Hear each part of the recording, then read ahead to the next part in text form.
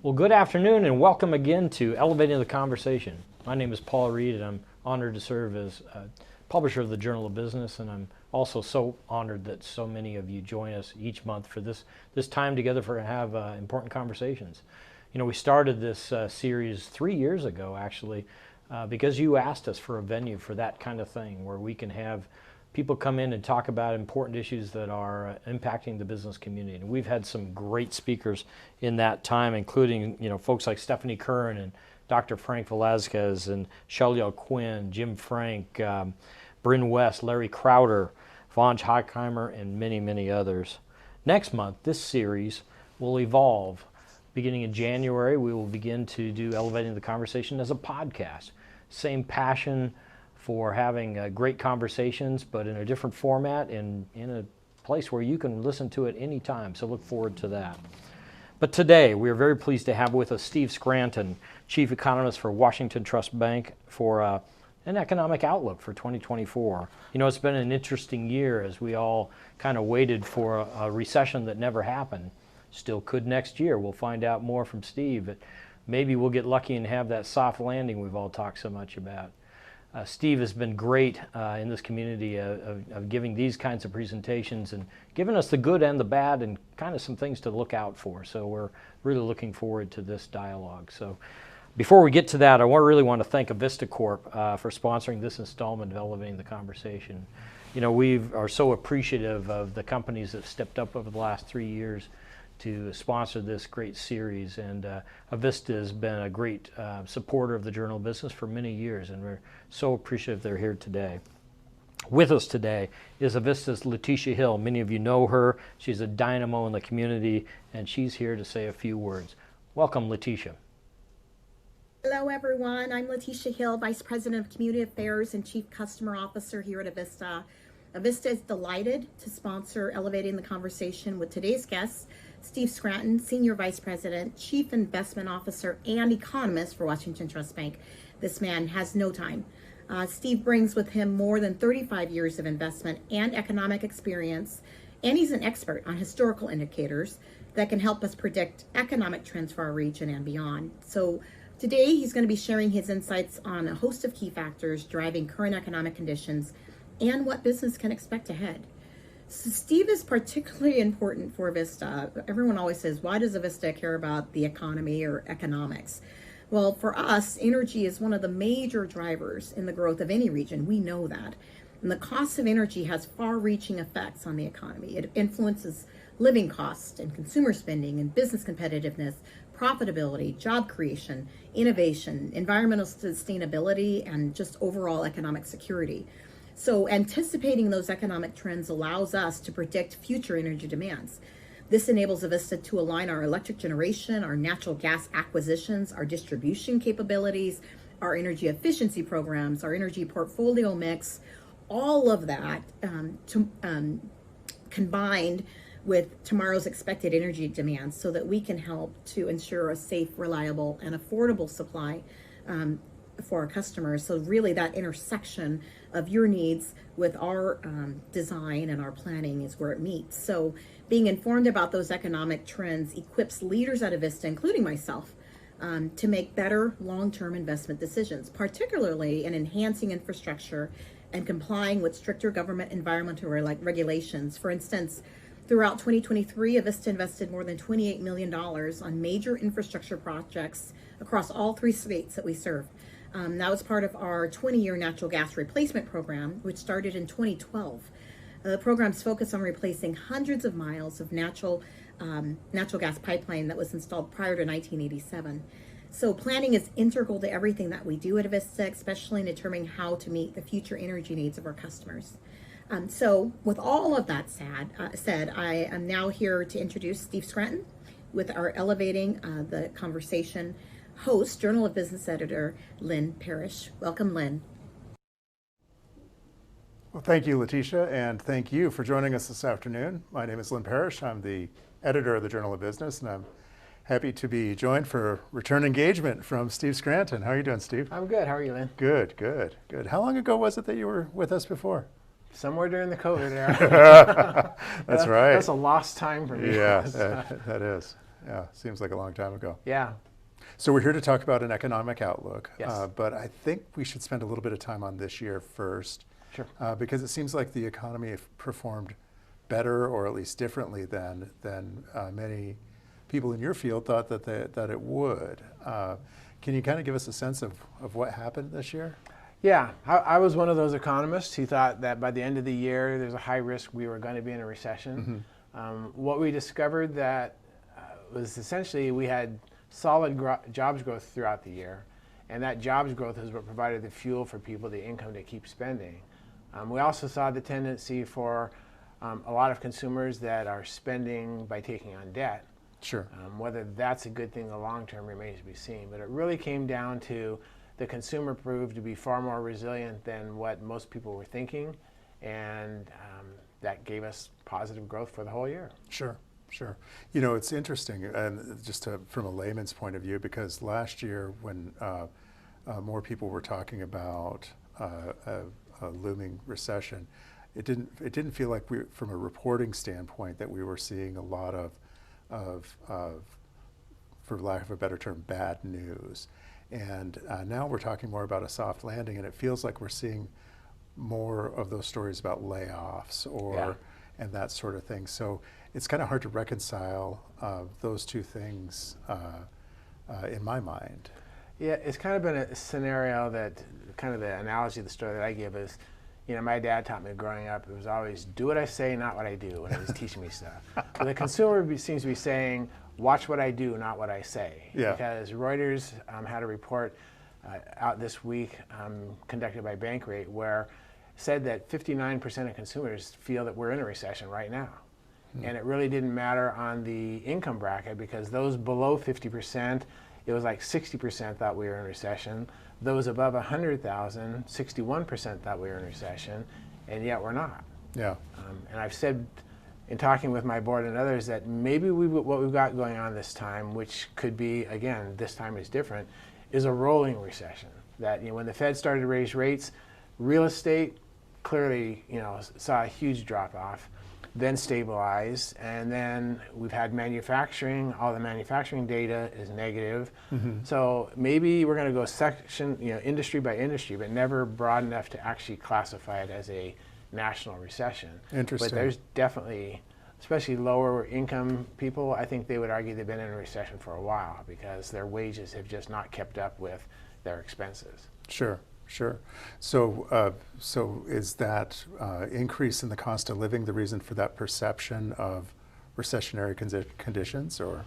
Well, I think it's more of a case that for a lot of what I'd call the average worker, even though the national numbers say everything's fine, that's heavily weighted by the upper income people a lot. So I think there is a lot of people who are saying, I'm living paycheck to paycheck. I'm having to make, you know, decisions. Do I pay this bill or this bill? And I think some of the spending that we've seen has been kind of required spending, and the consumers are using their credit cards because they don't have enough income to pay the bill. So if you get your heating bill, say, I can't afford the whole bill, but I can put it on my credit card and I can afford the monthly payment. So I think that may be why we see this case where the consumer says, this doesn't feel good, and yet the data says everything's fine. Yeah, well, that does sound like a concerning trend. Is that something that you think is going to catch up with us sometime soon, or? Yeah, I think, you know, what I think the risk for 2024, even though the outlook right now is positive and the consensus from the national economists is soft landing, no recession, I think that we need to watch, because I'm not sure, and the Federal Reserve themselves have said they're not sure whether all of the impact of their rate increases has fully flowed through the economy. So as consumers have, especially, I worry a lot about the consumers who've been spending with their credit card and then making their minimum payments, because they've had the double whammy. Their balance is growing because they're not paying it off. And now they've seen their rate before the Fed started hiking rates in 2022. The average credit card rate for those who carried a balance and paid interest was 15.7. Now it's 22.8. Right. So they've had their balance grow, their interest rate grow, and that payment is getting bigger and bigger. Yeah. And we still don't know, because it's only been the last couple of months that it started, student loan payments. Right. You know, the government claims that the average student loan payment is $480 a month. Right. Well, that was able to be used to pay bills or other things, and now if it's going to have to go there, that's just where I say, if I'm saying what could be flawed in the forecast from the Economist, Sure. is not getting a full grasp of when the consumer hits their point that they've hit their credit card limit, they don't have a choice. They have to start cutting spending Sure. there. So it could be fast and quick, the slowdown, rather than a gradual slowdown. So Right. I just say we have to watch the consumer, what they are doing, and if their wages grow enough that they can start catching up on their bills, we have a soft landing. If not, I still think that we have to at least acknowledge, I'd say, I think Grant Forsythe said at the GSI thing, he thinks 50% chance, I may be more towards 65%, Sure. that something could still go wrong and we could still have a recession, although not a deep one or a bad one. Right, right. So how are banks responding to these trends in terms of consumer behavior? Well, what we're seeing both for consumers and business, the natural response from financial institutions, whether banks, credit unions, thrifts, and even some of these private lenders, is when the Fed starts raising rates and delivering the message that they did all of last year, is that you need to slow your spending. Mm-hmm. And if you don't, we're going to make you by making it too expensive. So the response then is, first what happened is a lender adds an extra spread on top of their base lending rate. So you may be able to have been able to borrow at this rate plus 1%, and now it's plus 2% or 3%. And they really, what we're seeing is that financial institutions are distinguishing much more between good and weak credits. Sure. So just using the credit card example, if you have a FICO score that's above 600, your credit card rate is probably 17 to 18%. Okay. If you're below 500, you're in the 25 to 30%, giving you that average. And so I think that's the first thing they do. The next thing they do as rates keep going up is that they start tightening their standards to qualify, saying, well, wow, if we're going to end up in a recession, we want to make sure we're lending to people who can actually pay it back even during the hard times. Sure. So they make it tougher and tougher to get a loan. Mm-hmm. And that really leaves especially the lower income exposed then to say, well, I don't have any choice. I have to start slashing spending because Right. I can't qualify for a loan or I can't afford the loan. Sure, sure. So that's the natural response, and we've seen that very clearly looking at the Federal Reserve surveys. Nationwide, financial institutions are increasing their spreads and tightening their standards. And that I consider a natural process of a rising rate environment. Sure. And is that primarily for consumers, or does that flow into business as well? It's hitting small businesses especially. Because, big businesses can... Can I ask real quick? In this case, when you're talking nationally, sometimes the definition of a small business is different from ours locally. So what is the definition of a small business in this instance? I don't think there's what I look at is the National Federation of Independent Business. Okay. They are considered small businesses. Sure. I think they use, I'm not sure, it's like 250 employees or less. Most small businesses like 15 employees or less. But if you don't have access, what I would say when I mean small businesses, if you don't have the ability to issue bonds in the financial markets, Sure. so rather than borrowing from a financial institution, you go to Wall Street and you issue debt there, then you're reliant on the financial system. And so what we've seen is it's definitely hitting small businesses hard in the fact that, man, my borrowing costs are going up. Sure. And one of the things we're seeing from that is maybe some of the weak businesses that really probably should have gone out of business over the last 10 or 15 years that could stay in business because rates were so low and they could keep rolling over their debt and make the interest payments. Now as that debt is coming due, they're no longer looking at 8.5%, they're looking at 14% maybe. And Sure. that's what I talk about. Maybe the full impact of the Fed rate increases haven't rolled through, because as some of these loans are coming up for maturity that were issued over the last 5 or 10 years, we could discover these people can't afford the new loan and now have to start laying staff off, making Sure. big spending cuts, things like that. So it hits small businesses just like it hits consumers. Okay, okay. So you brought up a couple of times the amount of time that it takes for the interest rate increases to have an effect. What's been the trend with that in the past, and is it different this time? Boy, that's a question we keep saying, is this whole thing different this time? Yeah. Historically, if you look at it, Federal Reserve rate increases take 12 to 18 months to roll through. So Okay. if you say when was the last rate increase, then 12 to 18 months. Well, they started in 22. Yeah. So most of that effect should have hit. But the reality is they did most of their big rate increases last year between March and July. Sure. So that would say, you know what, we haven't even rolled through a year yet. So Right, maybe right. it is different this time. But if not, we'll have maturing debt. And then when that debt can't be refinanced because it's too expensive, you start to see the impact of layoffs and things like that. Sure, sure. Of course, I have more questions for Steve, but if you've been with us before, you know the drill. Please post any questions you have in our question and answer feature, and here in about 10, 15 minutes, we'll get to those. So, Great.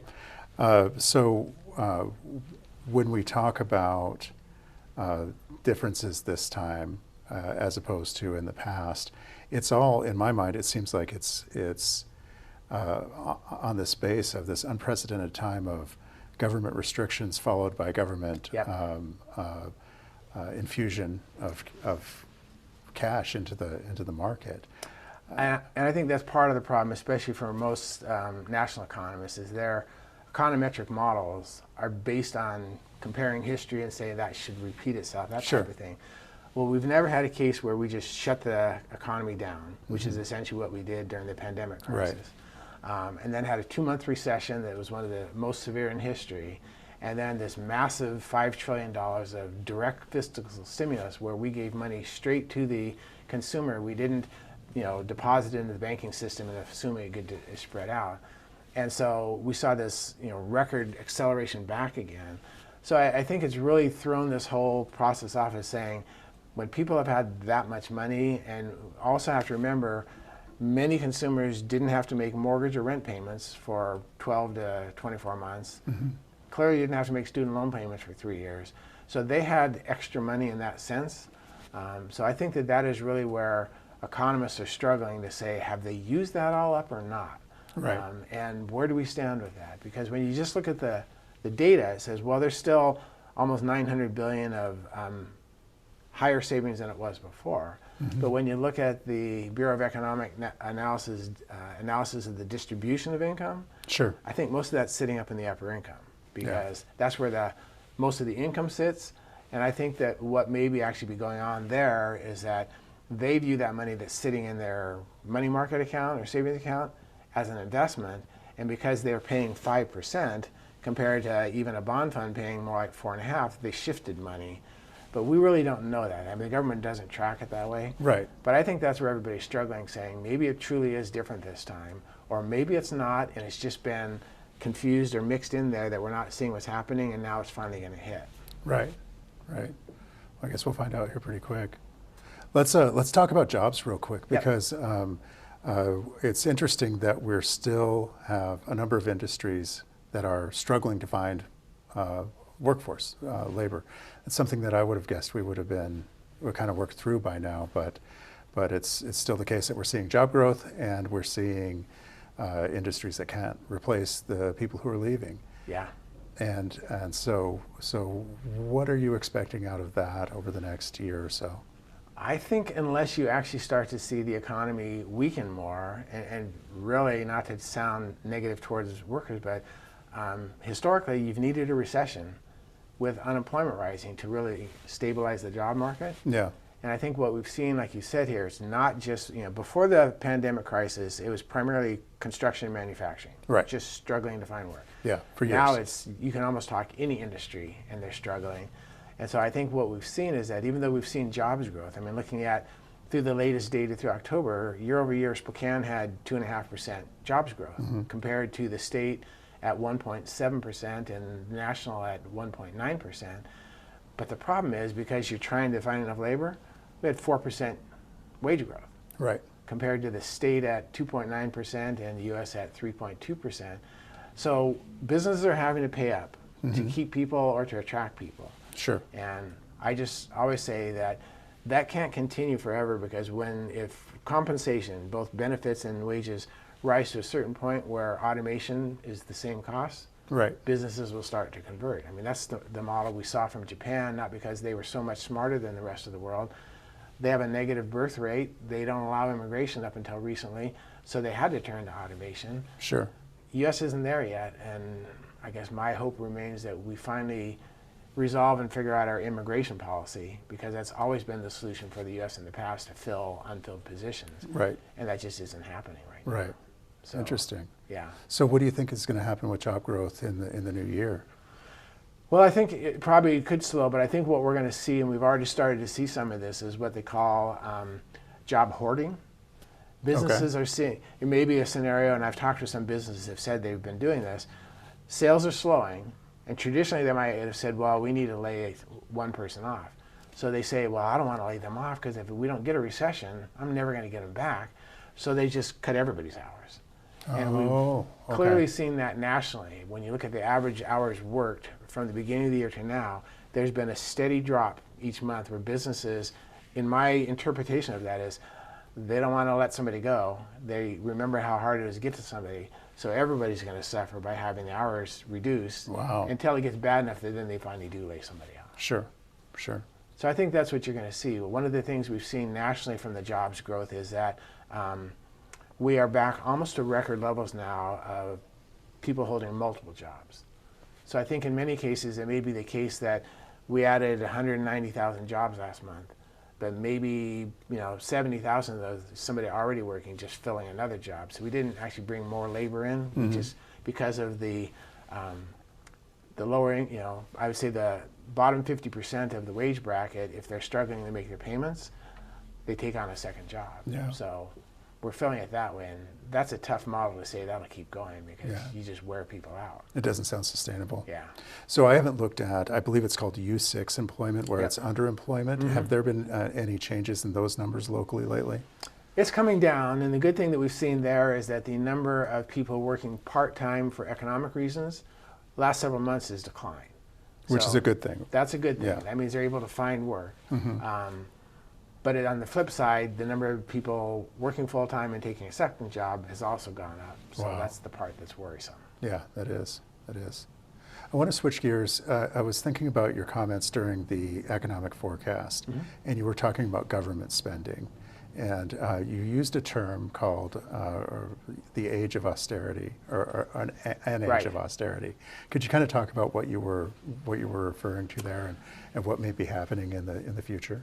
I think, if anything, I would tell people you should plan that for 2024, it will be the age of austerity for government spending, because what has happened with with the government, with the whole fiscal stimulus program during the pandemic crisis, of that $5 trillion of additional unfunded debt, deficit spending, and then more programs after that.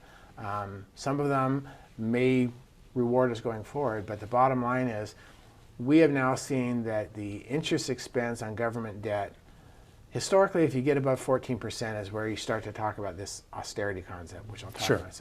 We're at 17% right now. So what that implies then is that Congress is going to have to either, if they want to do additional spending, they're going to have taxes to go with it. Because the bond market will start to punish the government, saying you are issuing way too much debt. And we've started to see some of that. They used to call that back in the 80s and 90s the bond vigilantes. Sure. That they would discipline Congress to keep them in line. And so I think that that is something, we've seen just even last month that interest expense was more than defense spending. So that number is still growing. Sure. And I think just by force, that's going to force Congress to say now that if we want to do a $100 billion spending bill, well, who's going to pay for it? And then we're going to get into saying either government's going to have to cut back on spending, or they're going to raise taxes, which means businesses and individuals cut back on spending because more is going towards taxes. So that's what I think we're facing, is the fact that the government has issued so much debt, and people have always said, oh, it doesn't matter. Well, that's when the Fed was suppressing interest rates. And they could just keep issuing more and more debt, and their interest expense barely changed because it was so low. Well, we're at 5% levels now, and that starts to add up pretty quick. So there are parallels between what you described for small business and what we're seeing on federal government. What you're having is a competition for money. Essentially, the government now is having to pay more to issue their securities. So that is pulling money that may have gone to a business or to savings or something like that. Yeah. People are now, whoever buys those bonds, that's money leaving their accounts going there. You got businesses that want to borrow. Banks and finance institutions are saying, we got tighter standards. Plus, a lot of businesses, it's this two-edged sword, saying, well, you want to borrow, but you just took a bunch of your money out of the bank and put it into a treasury security because it yields more. but every dollar that leaves the financial system is unavailable to lend. So we just, right now, we're having this competition that people want money, and so the lenders are saying, well, I'm going to be more cautious of who I lend to because there's plenty of people asking. And Sure. the government's the leader of this. You know, when they're issuing 3-month treasuries that pay you 5.5%, nobody else is paying that kind of rate. Right, right. So Interesting. the government's going to be competing with small business and with consumers, and that's why I think that would be this age of austerity that people are saying you got to pull back on your spending. Yeah. Do you think that age of austerity concept will translate to the state or local levels?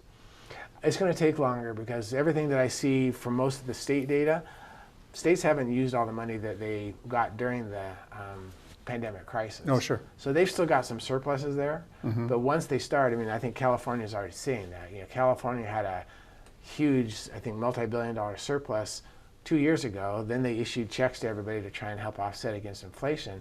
Now they've got a massive deficit. So they're already dealing with that. But as a whole for the U.S., most states and local governments still have funds available there.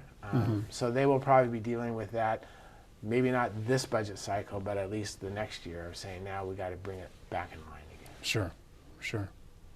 Interesting. State and local governments can't run deficits. Right. They have to balance their budgets. Yeah, yeah. We'll get to questions here in just a minute, but I talked to one of your colleagues, Grant Forsyth, and Yeah. asked him what I should ask you, right?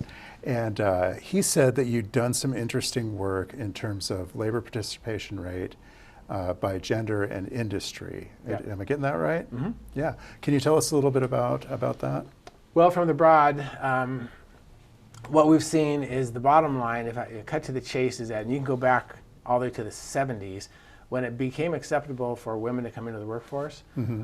the whole growth of our labor force, in reality, has been women coming in more and more. And when you look at it, men versus women, and if I go back even to like the 60s and start at zero for both and then look at the growth, women have just grown steadily, men have just been flat and even slightly declining. In terms of labor participation rate? Right. Okay. Men aren't coming into the labor force. Mm-hmm. And one of the myths that I have said, I hear over and over again from a lot of national economists, well, that's just the baby boomers retiring. And you retire, you're still part of the population, but you're not part of the labor force. And Sure. so that's why that rate is falling. So I looked at that, and in reality the good news was the 25 to 55 year age group, that's been pretty stable. In fact, it's actually risen a little bit. For both genders? Or? Yeah. Okay. But what you see is, looking at it overall, what you see is that it's been the 16 to 24 age bracket where the labor force participation rate has dropped, and it's been the 55 plus that has actually risen slightly. Mm-hmm. And then when you look at men versus women, it was very much just before the pandemic crisis, women were starting to outpace men at a faster pace. And then we had the pandemic crisis, and women were hit harder, mainly because it's usually the wife or the partner who stayed home for their online schooling for their kids or for other remote stuff, no daycare. And now what we've seen is, after that's reopened over the last year, it's the same thing starting over again. So I've told people that we classified the recession as a she-cession. Mm-hmm. I said, well, if that's the case, this is a she-covery, because women are what's driving this. Interesting. And so I've just told various businesses when I talk to them, say, any industry that is historically male-dominated, maybe you need to rethink your model. Mm-hmm. Because women make up 51% of the population versus 49 for men, and women are coming in. I seem to want to come in and work. So maybe industries like construction and manufacturing should be targeting women more, because they seem to be where that source may be to tap into a deeper pool. And I know the manufacturing industry and the construction industry are both aware of this, and some. It's not industry-wide, but I've definitely talked with businesses in the whole, our footprint of Washington, Oregon, and Idaho, who are saying, yes, we are targeting women, and we are seeing great results. Yes, there's an issue for maybe the entry level that they can't have the manual strength, but they're great management, they're great supervisors, this type of thing. Sure. So I think that's an encouraging sign, but I still think we need to figure out what's going on with the youth. And I've heard various things. I don't have the answers, but they've said, one is the change in the labor laws not as much available. 2, with a rise in minimum wage, businesses are saying, I'm not going to pay a 16-year-old that kind of minimum wage. I'll hire somebody experienced. And 3 is maybe they're staying in school longer, looking for a higher education, that type of thing. Sure. But if that's true, then it should start to reverse as they graduate. But right now, it's been more the drop-off of men, and especially the younger men, who have not been as active participants as before. So, and forgive me if you've covered this, but so in that 16 to 24 range specifically, are you seeing the growth in women there, or is it both genders who have dropped off? Women is better, but it's the whole age group that's dropped off. Okay. It's just not as bad. Interesting. As someone with 2 kids in that age group, I wonder what the heck's going on. Well, I had one of my younger people say, well, it's because y'all think they can be social influencers and they haven't discovered yet that they can't be, and they haven't come into the workforce yet. Yeah. Oh, good. Hey, Paul, do we have any questions yet? Well, we've got a comment from Eric Williams. Eric says, I recommend getting Steve's weekly perspectives email. They're insightful, and you don't need an econ degree to learn from them. So there's your promo, Steve. Thanks, Eric. I've got a quick question that I hope you can answer, and that is, if we do enter a minor or modest recession in 2024, do you think that there will be winners and losers in terms of sectors? In other words, will some sectors be hit harder than others if we go into recession?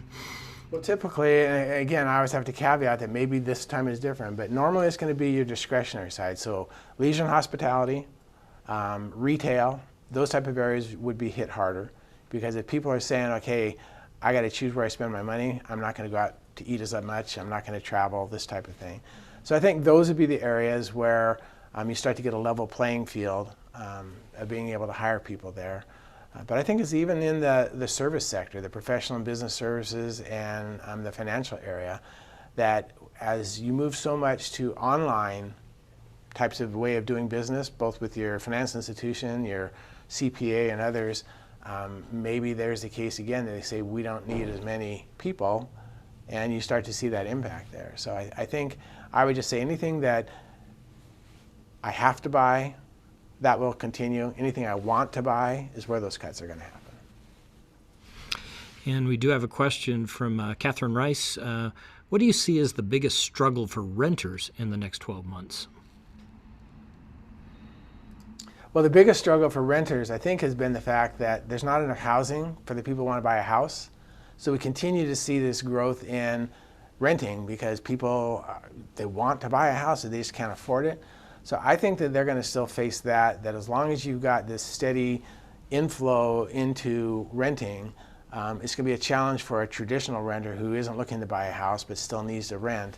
So I think that what you start to get then is that the property managers targeting the highest income first and working their way down there. And so it may be a case that a lot of the new apartment construction, I don't know this, I'm just saying maybe the case, they're targeting it more for that higher end people, and that doesn't help the people at the lower income who need rentals, and there's not rentals available. Okay. Well, we packed a lot in. Oh, no, we've got one more question. Yeah, a couple more actually just popped in. So thanks, folks, for doing that. From George, where do you see the commercial construction market headed? Commercial construction, I'm glad you said commercial construction, not commercial real estate. But commercial construction still has a pretty strong pipeline of business, government especially. Government spent, the government projects, there's still a lot in the pipeline. So I think commercial construction itself still has a good pipeline, and 2024 should still be a solid year for commercial construction. Is what comes down the road a year from then. And from Mike Seifert, what companies or business categories are hiring in 2024?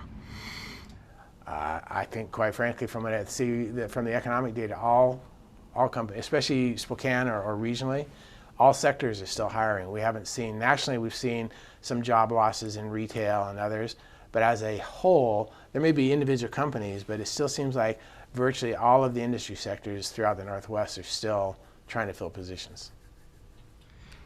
And a final comment from Eric. Like the Hemingway line, how did you go bankrupt? Gradually, then all at once? It feels like that may be a likely scenario on the broader economy. Well, to dwell in the, I guess, kind of the gallows humor, I have told my board and others that because this economy is being driven so heavily by the consumer, it may be the old, for those of us who remember, the youngers, you're going to have to Google it, but the old Roadrunner and Coyote scenario where the coyote runs off the cliff when the Roadrunner turns, and that coyote's fine for a couple seconds and suddenly just boom. I think that could be a similar scenario, that the consumer is spending based on their ability to use their credit card.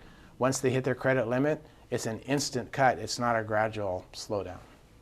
Yeah. Well, Steve, valuable stuff. Thank you very Sure, much my pleasure. for your insight. Hoping for that soft landing, but we'll see where we're headed. Can I give just one quick comment? Please.